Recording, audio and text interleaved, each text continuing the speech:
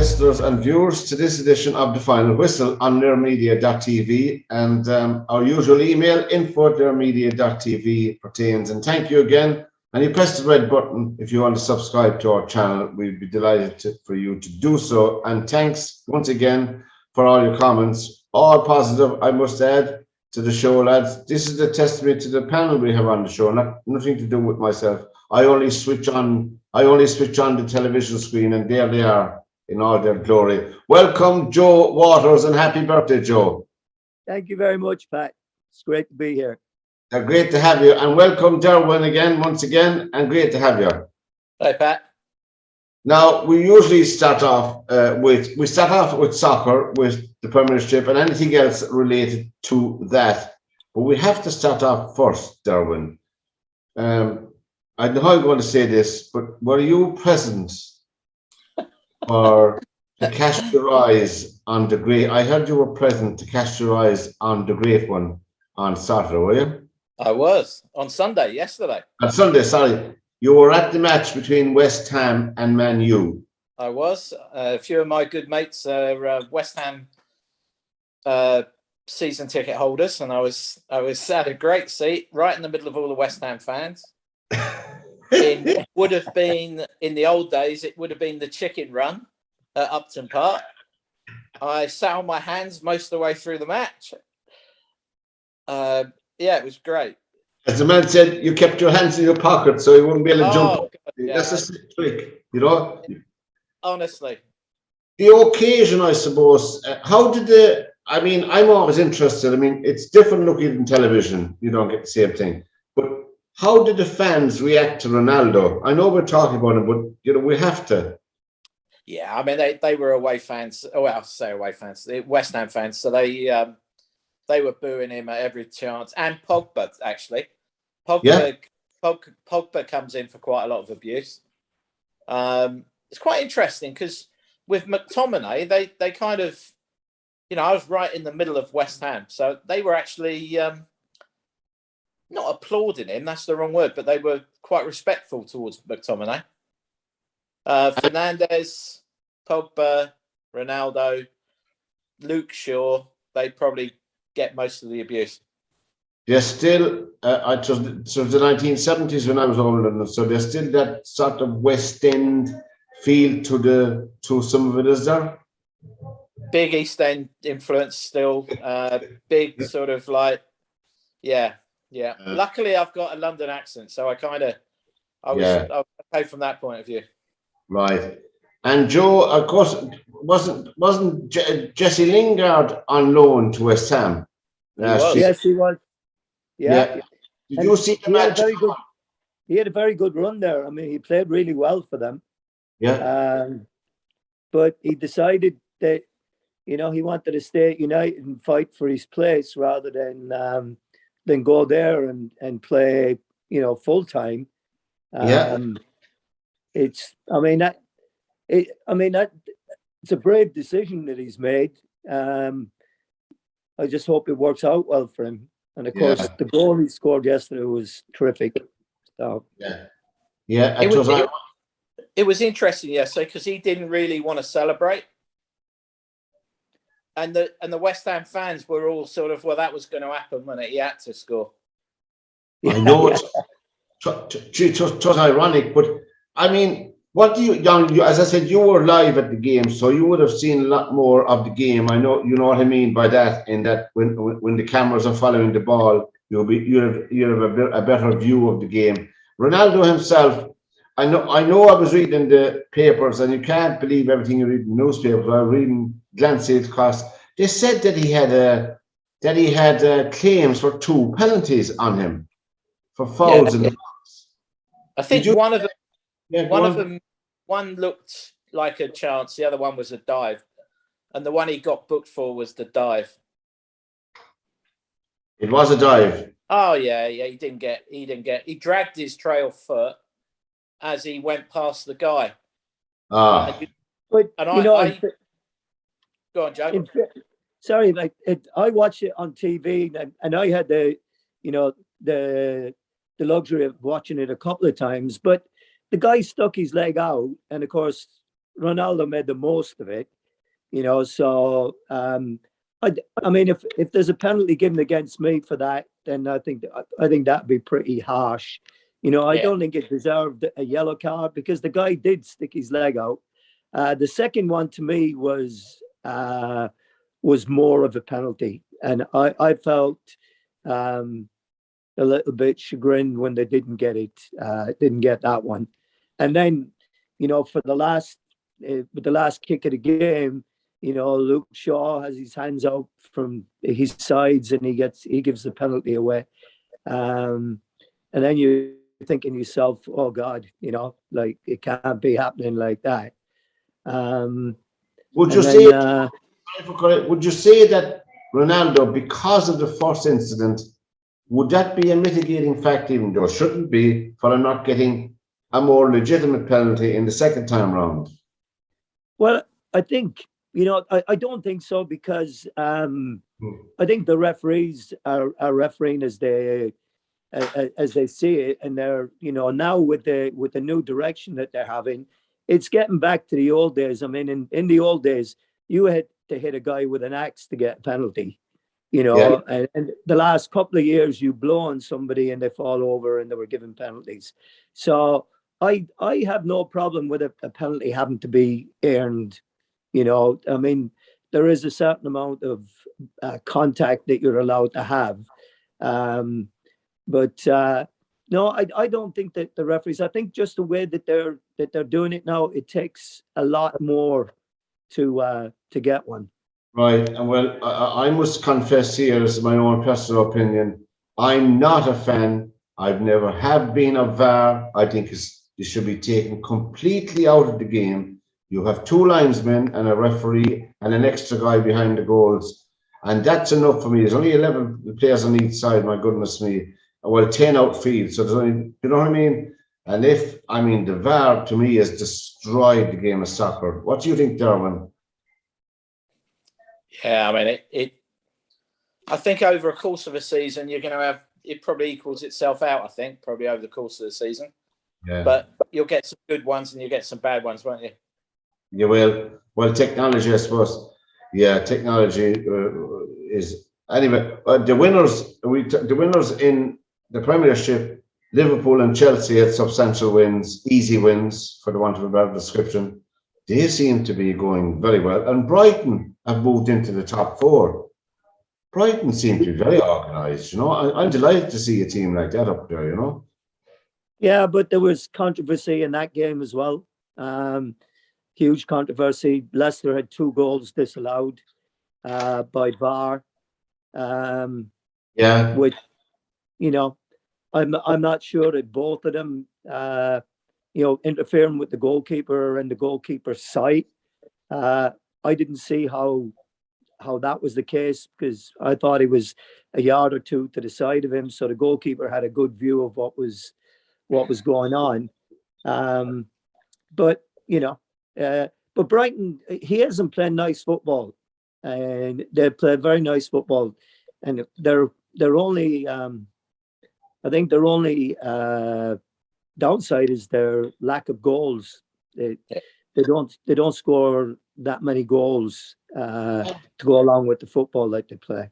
They remind me, Derwynne, as well of both Brighton. I'm no expert. Brighton and Brentford are well organised. I know we're using the Holland, but you know what I mean. Making up for lack of Ronaldo's and people like that, they're well organised by those two managers. Yeah, they probably work harder than some of the bigger teams. Yeah. I bet if you looked at the stats for the running and everything else, they probably do more miles around that pitch than other, you know, in the top 4 teams. Yes, because they have to. I know it's a cliche, because they have to, I suppose, because, you know, everybody has to work hard. Now, our friends up in Scotland seem to be in serious trouble. Glasgow Celtic, you know, they lost again over the weekend to Livingston. 1-0, I think. Was it 1-0? I don't have it. I have it written down somewhere right now where it has gone, but it's one of their worst. Now they finished second last year to Rangers, and on paper it might look well, but they finished 25 points behind Rangers.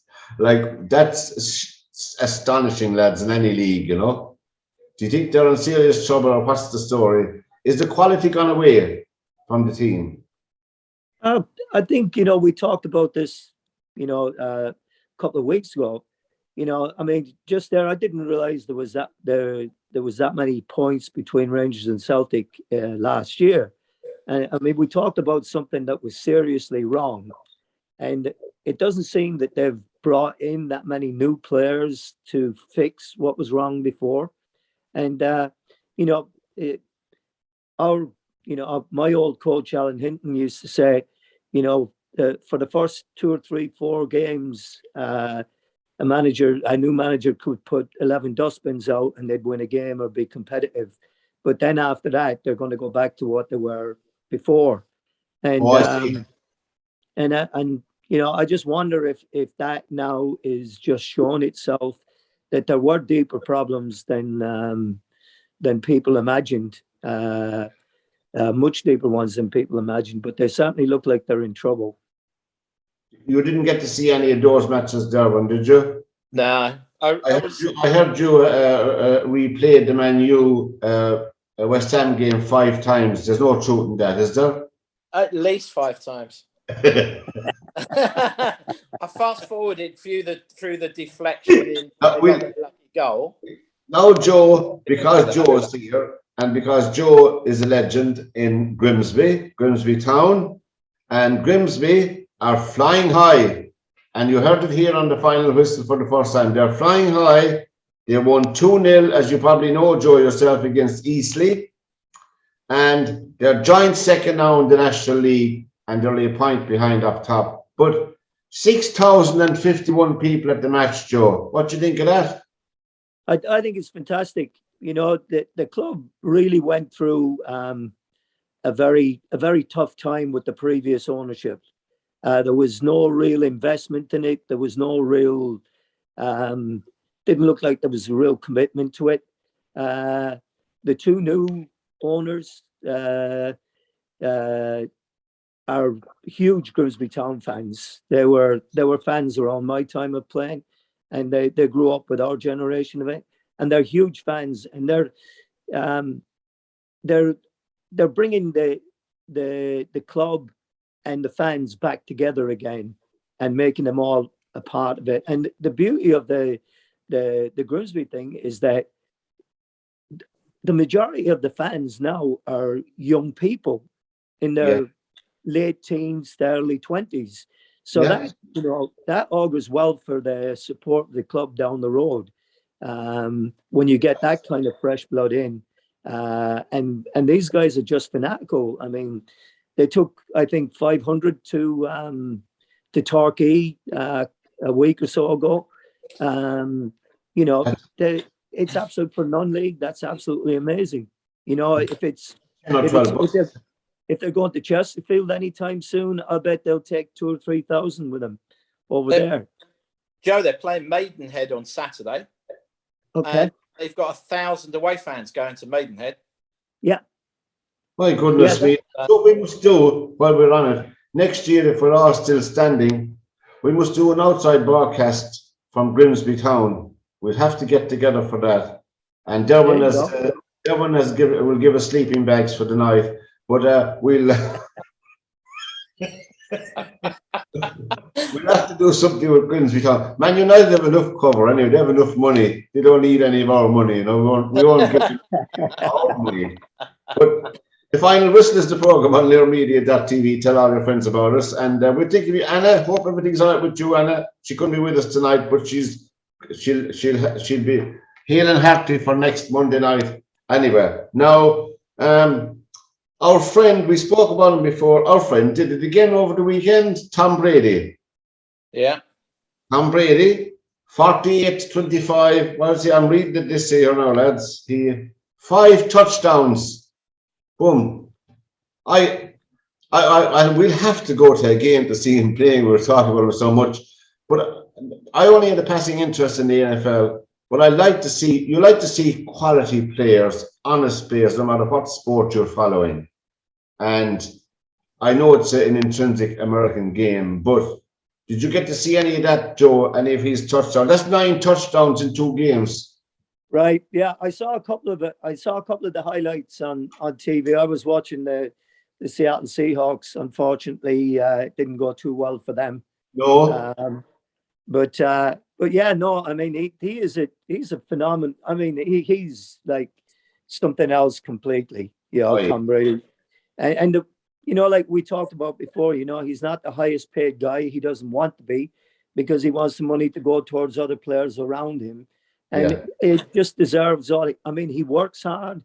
He's eating regimen and workout regimen, all, you know, just top notch, and takes care of himself, and deserves. I think he deserves everything he gets. And Derwynne, I always forget. I know that the BBC are playing it. They play highlights of the NFL. I don't know what night is on again. I'm after forgetting about it, but anyway, you can look it up in their schedules. But I know that they do take a highlights program. You know, and it's well worth dipping into. That's what turns you on, and you get the best part, you know, of the games. Yeah. You didn't get to see Tom, no? Our Tom. No, Tom I was watching probably on the 3rd run of Match of the Day too. Yeah, Tommaso Brody. One of our own.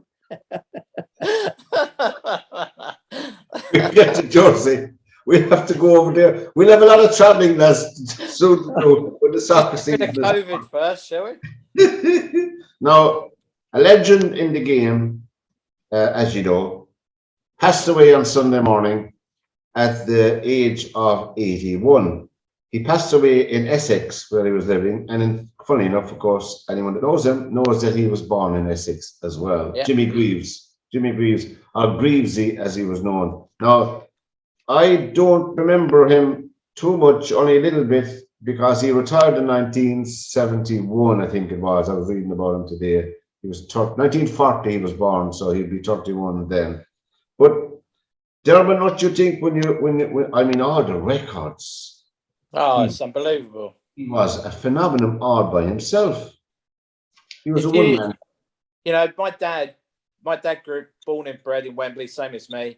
He, as a young guy, used to go to Fulham, Tottenham, Chelsea all the time watching football. And, you know, when I was a kid, all he ever talked about was Jimmy Greaves. Yeah. And do you remember him, Joe Greavesy? Oh, yeah. Yeah, I remember. Actually, I played against him one time. I was 16 or 17 at the time, and I was a sub for the reserve team at Leicester. It was when I was first breaking into the reserves.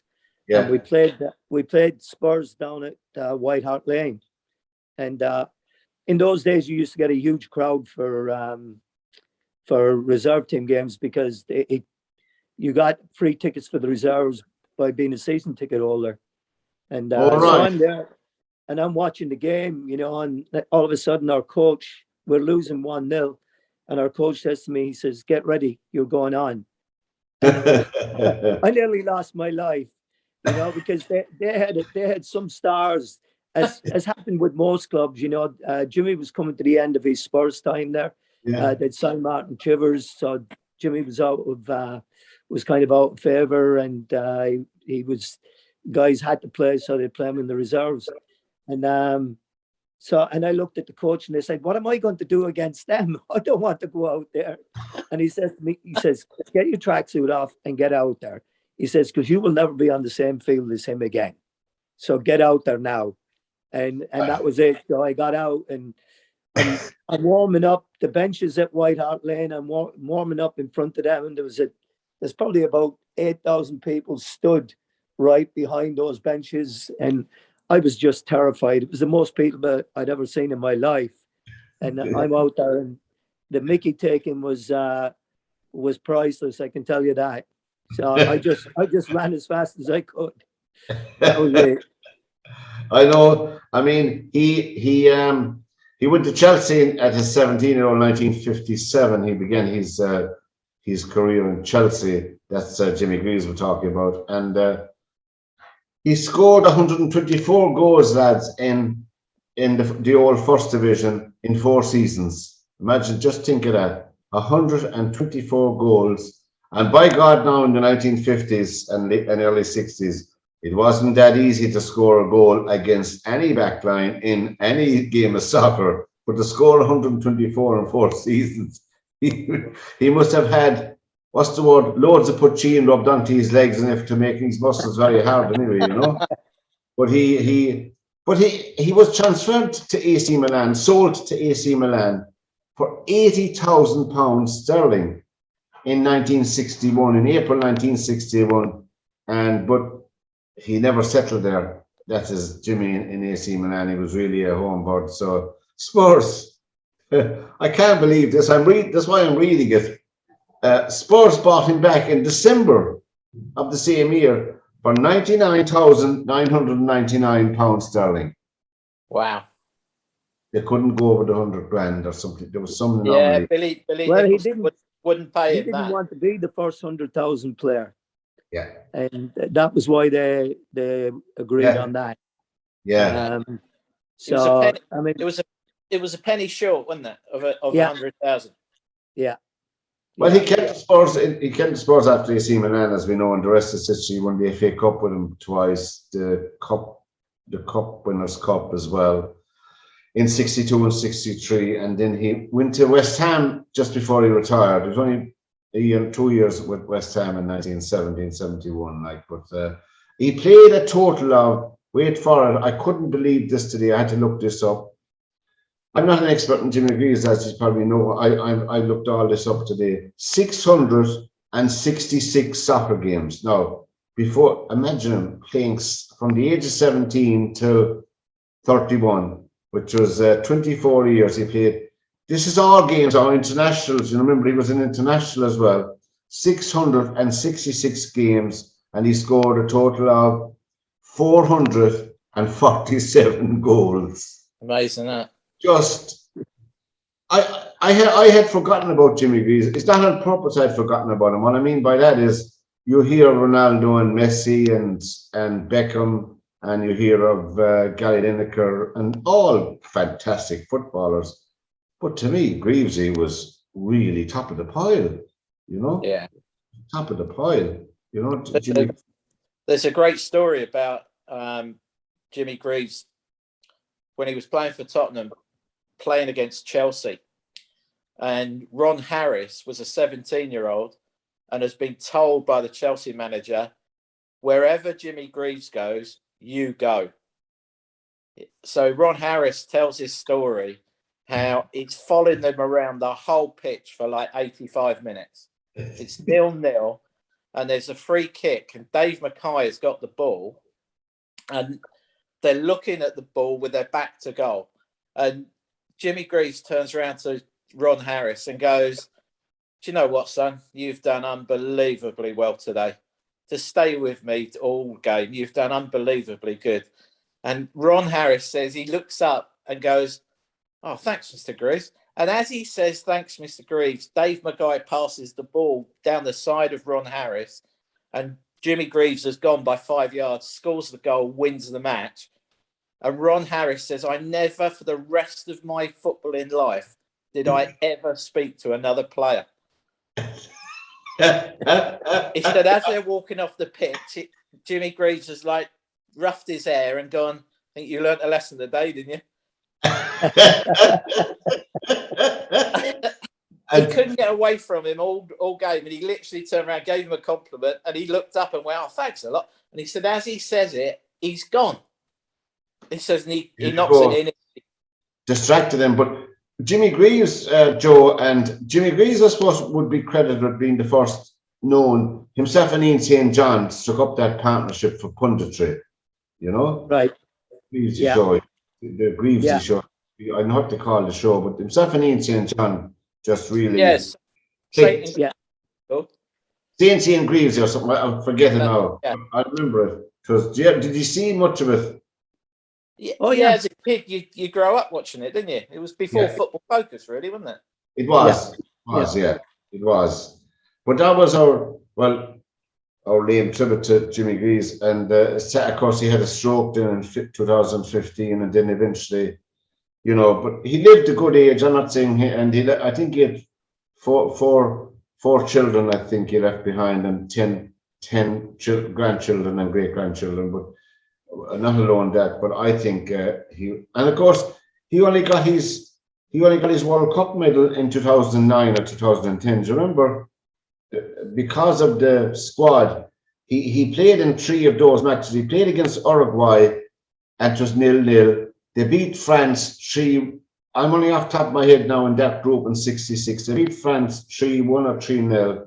And was it Belgium? I forget. They won that as well, England, that is. And that's how they progressed, you know. But the Uruguay match, I know generally see old clippings of it. My God, they must have been one of the most.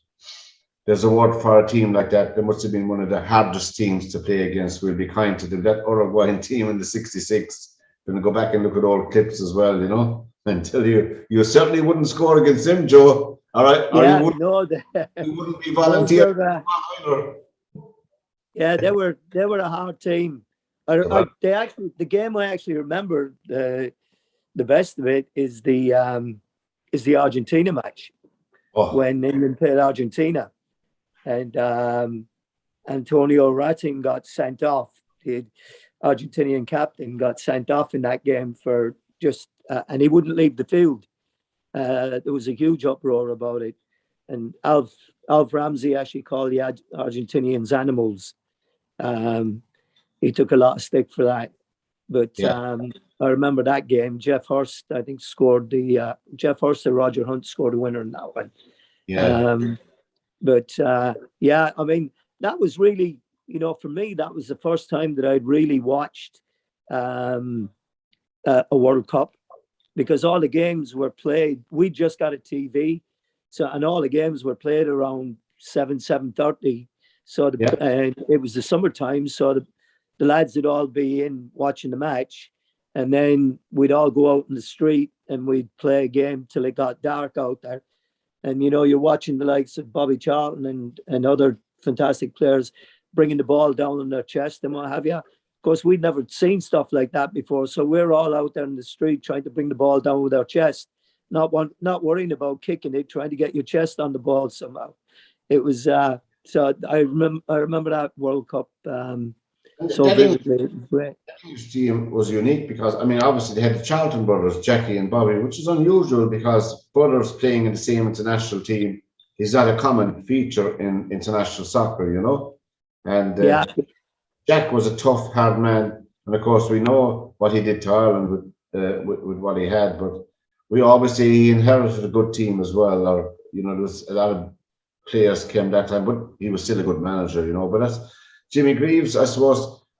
Of course, Jimmy Greaves was operating in the '60s when you had George Best on the scene as well, you know, George Best with Man U.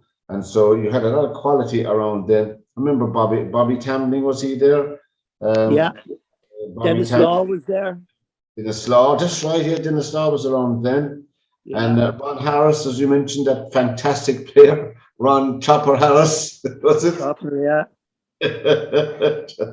I wonder why was he called Chopper, but anyway, that's our little tribute to Jimmy Greaves. And now you're listening to the Final Whistle on lyremedia.tv, and we have an email, info@lyremedia.tv. We're joined by Joe Waters and Derwynne Honan, and great to have you again, lads.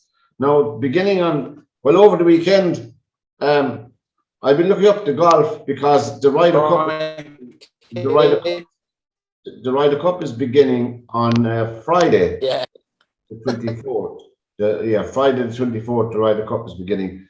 I suppose for golfing fans and for general fans in general who do follow golf, just like myself, have a passing interest, could you describe the Ryder Cup as the Olympics of golf, Derwynne, in one respect? I'd probably say it was more like the World Cup of golf, to be honest. It kind of stirs up so much sort of partisanship, doesn't it? If that's a real word, I'm not sure, but you know, it'll be interesting this year because there's, you know, you can't travel to America, so is there going to be that many European fans there? They will be, I'd imagine, who are based in America, but it won't be like it normally is. And you know, will that be an effect on the team? And everything else. And the one good thing is that European team would have played Whistling Straits a lot because they've had US Opens and PGAs and everything else. So it won't be a straight. It's on the lakes. I was reading, but it's on the shores of Lake Michigan, lads. For anyone who would be thinking of driving up there, it's 150 miles north of Chicago. So you can set your sat nav for Whistling Straits on Friday morning, and off you go. But we'll be looking in on the telly. Now, Joe, will you have an interest in that? Do you like watching the Ryder Cup? Oh yeah, I do. I watched the Ryder Cup I had an interest in it for as long as, when it used to be Great Britain and Ireland, Yes, playing in it, and we had our own guys playing in it back in the day. I've always had an interest in it, but this it's taken on a whole new dimension since the huge TV coverage for it and what have you. It's become a huge event. It is apart from as Derwynne rightly said, it's probably the one every 2 years. It's the 43rd edition for people who like these things. It's the 43rd edition of the Ryder Cup, which was first played in 1927. Sergio Garcia is the record points holder for Europe, Team Europe, with 25.5 points from 9 appearances. It's easy for me to chip off that. I was rehearsing this all day for people who'll be looking in tonight, And who's the record points haul for the United States?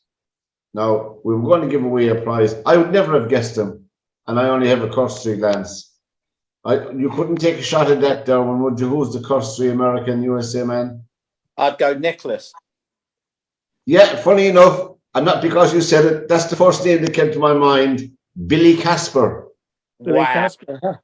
Billy, 23.5 points from 8 appearances. Now, lads, that's for your pub quiz. Now you can take note of that. And when you win, I'll need some of the prize money. At least I was in the right era. Well, the record appearances for America is a man who's not in the team this time. Record of most appearances for America, yeah. He's not in the team this time. Tiger? Furyk. And close. Phil, Big Phil. Phil Mickelson? Yeah, 12 times. And of course, I want the English, the Ryder Cup team, the European Ryder Cup team is the most appearances is Faldo and Westwood, 11 each. So that's our Ryder Cup thing. But getting back to the format, I will ask you this before.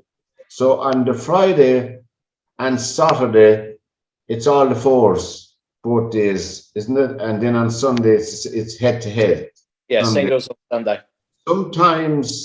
Sometimes it can be not over now completely by the singles. If one side dominate the fours, it's pretty hard going in on Sunday to be turning up with one of the teams looking for maybe 2 wins or something like that.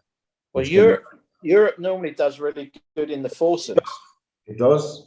The pairings will be interesting.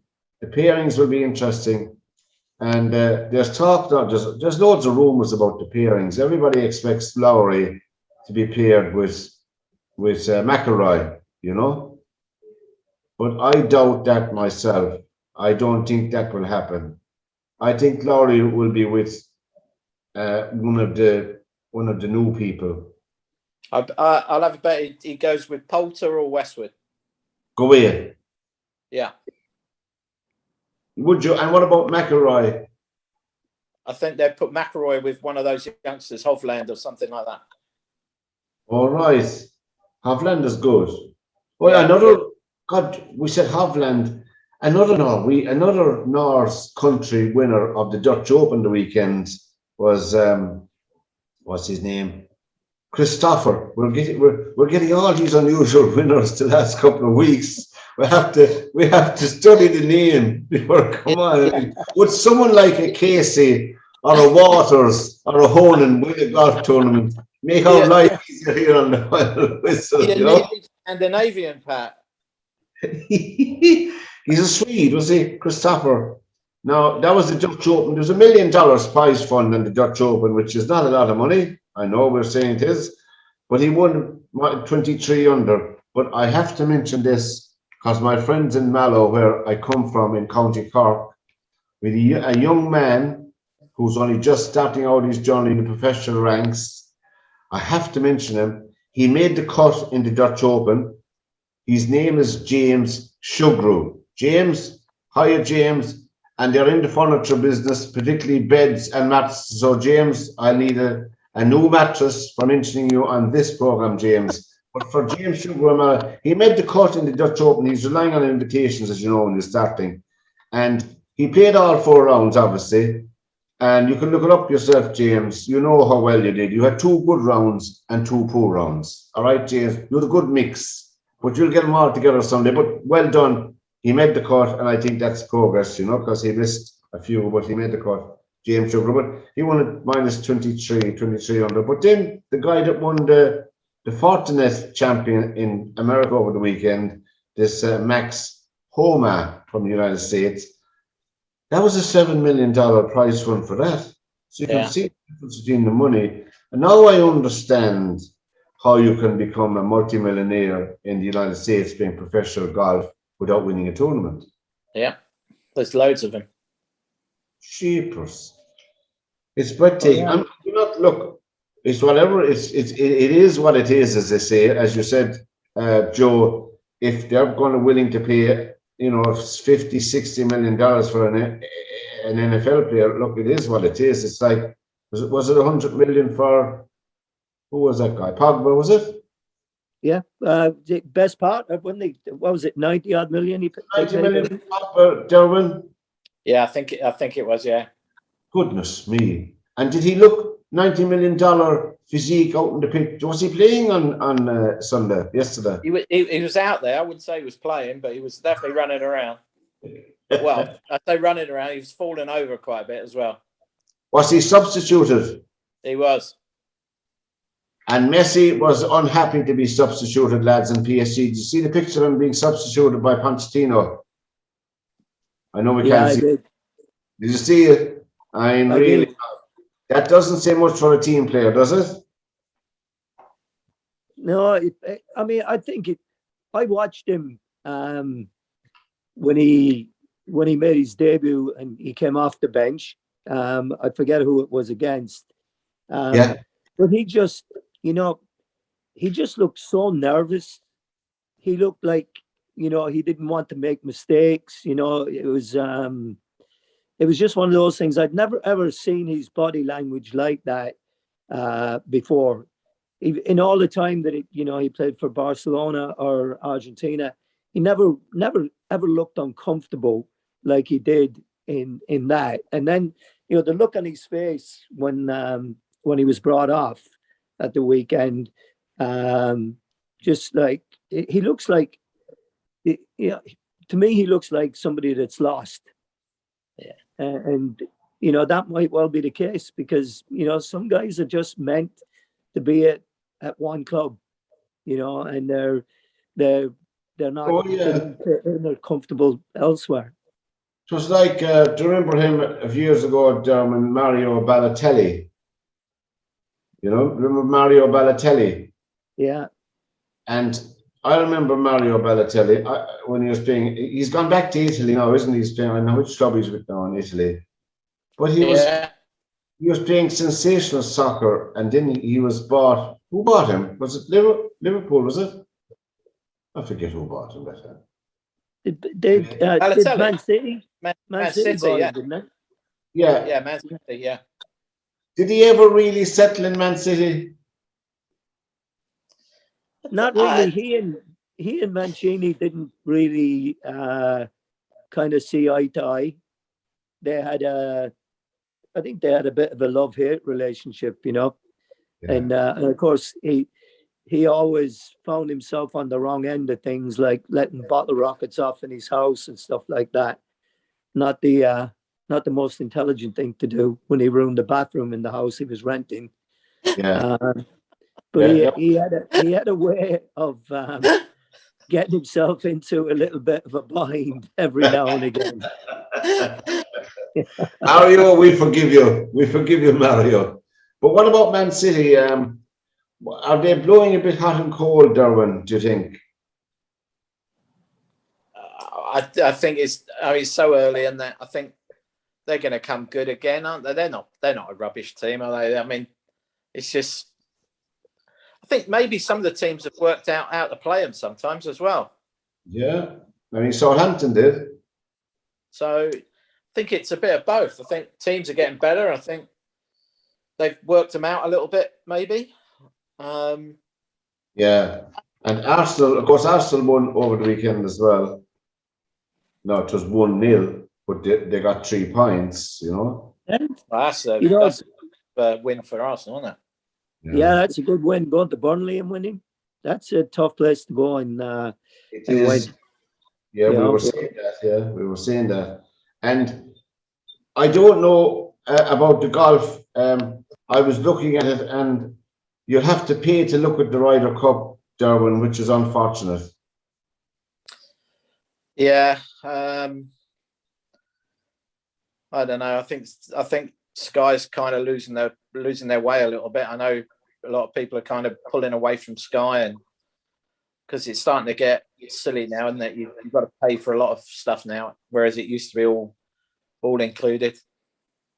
Yeah, my dad loves boxing. He's 91. He loves boxing, but he was paying for a sports package that he didn't watch really, and there was no way you couldn't make a deal. I mean, there's 7 or 8 or 9 sports channels with the package. You know what I mean?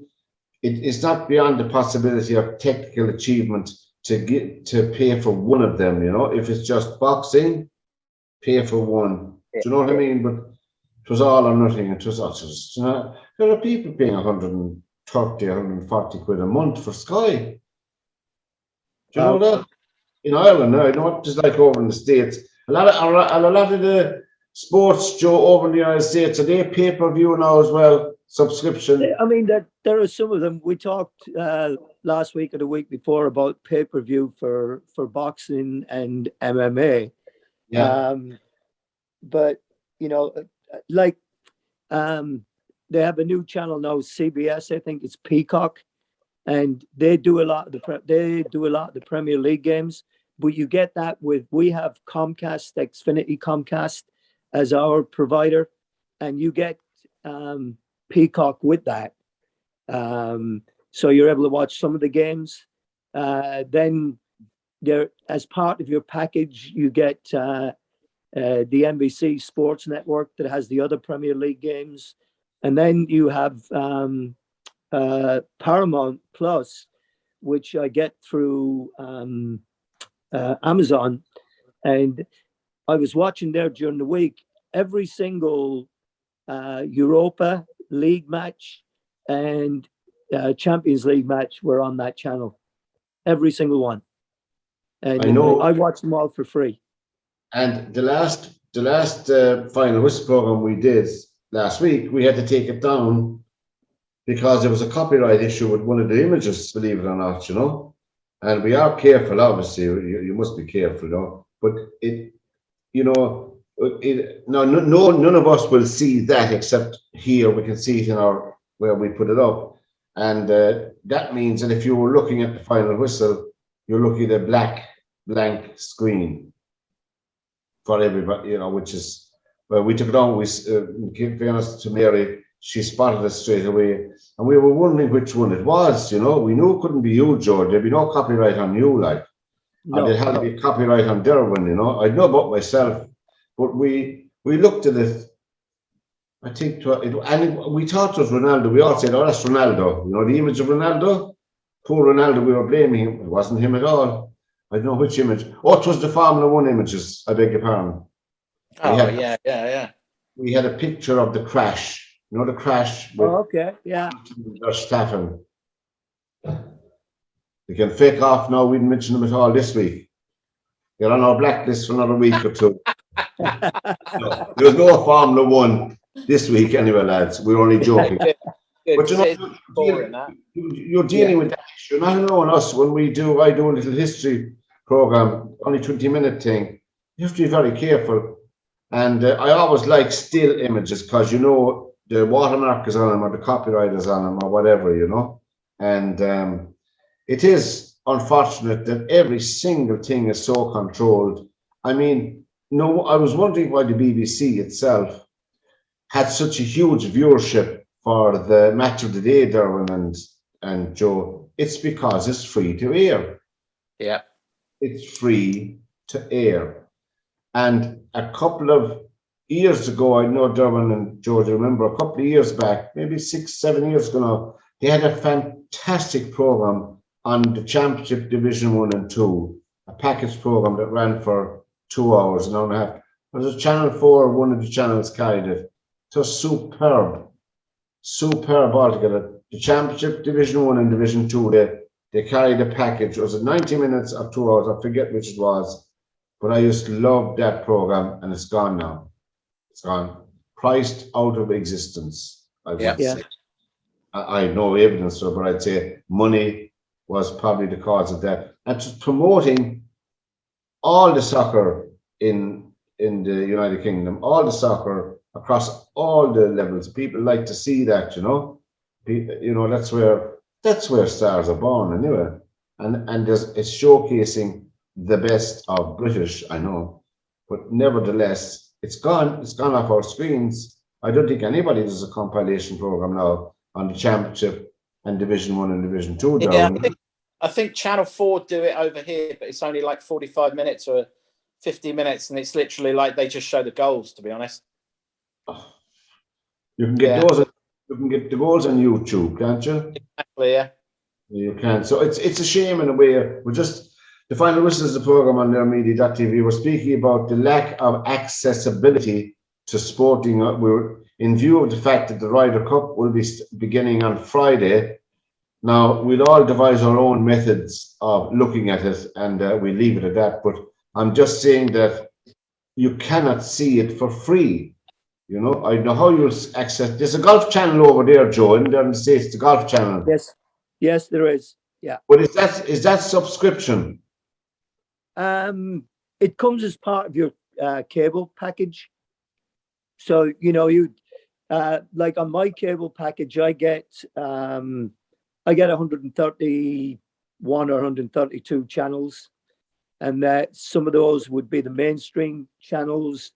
And then you'd get NBC Sports Network, you get the Golf Channel, you get BBC America, you get MSNBC, Fox News, and various other channels. But it's all a part of it. Your subscription, and you can go to different levels of it. I mean, my subscription for this one cost me $139, I think, a month. It cost me, and I get all the Premier League games. I get all the Champions League games. I get the golf. I get football, basketball, all of those things on there. So $100 a month. What's that? It's about 110 quid. Yeah. €100. But Derwynne, Europe are the holders of the Ryder Cup. Isn't this the anomaly in the Ryder Cup? They'll only have to get 14 points out of 28 to keep the trophy. Yeah, to retain it, they need 14. Which is a draw. They only have to draw to keep the cup. Yeah. And that's always the case, is it? Yeah, that's always been the case from day one. It's strange, isn't it? I suppose they'll have a lot of they'll have a lot of inspiration to be drawn from the winning of the Solheim Cup, which was historic, you know. Yeah, I think I'm sure Harrington would have had a chat to find out, what was the atmosphere like and all the rest of it, and what did you try and do to, your cheerleaders. But they got Poulter, so I mean, he could be playing in the group behind it. He'd run down and cheer the group in front, wouldn't he? Yeah, but so, I think we were saying there, Joe, that the Ryder Cup itself, they only need 14 points and need only draw to hold the cup. But they'll probably take inspiration from the women after winning the Solheim Cup so decisively. I don't know, but they were very good, you know. Yes, they were. They were very good, and you know that's interesting that that you actually have to win it outright to take it away from the team that's in possession of it. I'd like that idea, especially as it's you know, every 2 years it's on opposite sides of the Atlantic. So it's Yes. yeah. I mean, By the way, guys, by the way, I have to remind you, if we're all standing in 2023, the Ryder Cup is only just out the road here from us, in Adair Manor in County Limerick. Yeah. So we'd be expected. You get that mattress, Pat. Perhaps me and Joe could get a pillow each from that company. Well, we have two big studios with lovely armchairs anyway, so there's no problem. We have in-house toilets and we have in-house wash bowls and hot water, so we're flying it. But no, we hope by then, of course, hopefully we're still around to get some accreditation of some sort to go in there, you know, maybe for the opening ceremony, not necessarily because all the media will be given perfect, you know, all the well-known media will have bought their places and that. But if we could just get in for the opening and the closing, maybe 1 or 2, an hour here and an hour there, you know, to the press conference and stuff, that'd be enough for us, you know, because it's, as I said, it's only out the road in Adair Manor, which will be a great buzz, you know. So now we're going to make, well, by the time we come back next Monday night, the Ryder Cup will be all over. And Derwynne, where do you think we'll be sitting next Monday night? Will it be with our own fellow cockman, Paddy Harrington? Or will it be over with Mr. Stricker? I think he'll be coming back with Harrington. You think so? Yeah. And Joe, what do you think? Have you a nice feeling about it? I do. I'm just reading stuff here about, you know, about the Americans and what have you. And there just doesn't seem to be a lot of camaraderie in the camp. You know, you got the Shambo and the other guy at each other's throats and what have you. And it doesn't, I mean, it's a bit like Tiger and Phil, you know, it doesn't make for a good mix in a team room, you know. I think the Americans have players on the team that won't measure up. Now, of course, we could say the same about Europe. I think Jordan Spieth, for instance, he's gone to seed altogether. I don't think he'll be any threat. I don't think he'll win any point or half a point. What do you think, Derwynne? Yeah, I mean, he's a good player. I mean, something could happen, and he gets the feeling and all the rest of it. And as you said before, not quite across, it's hole by hole. It's not, you're not looking at your score anymore. You're not looking to make a birdie or an eagle. You're looking to win the hole. And winning of the hole could be +2, for instance. Yeah, you could win it with a 7. It doesn't matter. It's a win. Yeah. So it's hole by hole you're going, you know. It's not who can hit it the farthest anymore. But as you said, I think Whistling Straits is well known to a lot of the Irish players, you know. And Whistling Straits plays very linksy as well because of the lake. So you've got that wind coming off the lake, and it plays like a links course more than an American style golf course. Yeah. Well, we're making a prediction now here, lads. Heads on the block here for next Monday when we come back. I'm going to say 14.5 to the USA. Derwynne? No, 14.5 Europe. And Joe? I'm going for Europe. I don't know what the score is going to be, but I have a feeling that Europe will win it. And fingers crossed. Oh, just before we go, lads, Steve Stricker, he picked half the team, didn't he, Derwynne? Yeah, 6 picks, yeah. Sheepers. That's an awful lot of picking. I mean, Harrington's players nearly picked themselves, the 3 of them. He only had 3 picks, you know, which I think is enough for any one man, you know. The press are all talking about Justin Rose should have got in, but look, you could make the case for 5 or 6 more players to get in. You only had 3 to pick from. Yeah, It doesn't matter who They- lost. they're all good players. So 2 for Europe and 1 for America. I'm just trying to be magnanimous, but I don't mind getting my head on the block anyway, lads. But and from the birthday boy, Joe, I tell you, all your friends down around here, I don't have to tell you who all they are here locally, are all wishing you a very happy and healthy birthday. Great to see you again, Joe. And Derwynne, from Derwynne Honan and Joe Waters and myself, lads, till we meet again next Monday night, hopefully the Ryder Cup will be back. And in a day or manner for 2023. Until we meet again, good evening, guys, and God bless. Thanks, guys. Good evening. Joe, Thanks, Pat. Joe, can I ask a favour? Take care, Derwynne. Joe, can I ask a favour? Sure, mate. I've got a really good mate of mine I play golf with. His name is Hilton. He will be he's a massive Grimsby fan. He's going to be at Maidenhead on Saturday. Could you say, Hilton, cheer on Grimsby or something live? That'd be fantastic. All right. Hilton, thinking about you next week with the Mariners, hoping for the best from an ancient Mariner over here. Take care, buddy, and cheer our team on. Thanks, Joe. What we can do, we can clip out this section separately, completely, and send it to you separately. No worries. Fantastic. And you can pass that clip on then to him, and you can blame Joe next week when we're here next month. All right. Thanks, Joe. Good luck. Right, take care. Take care. Thanks, Matt. See you.